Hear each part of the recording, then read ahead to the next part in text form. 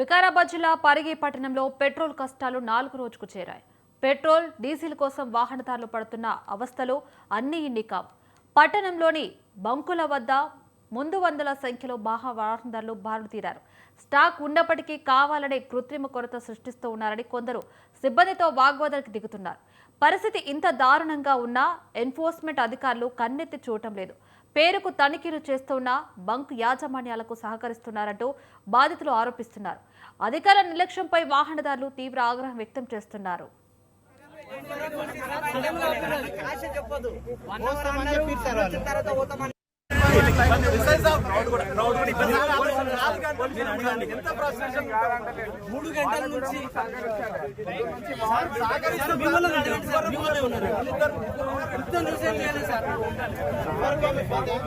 Line మీద వస్తాం sir.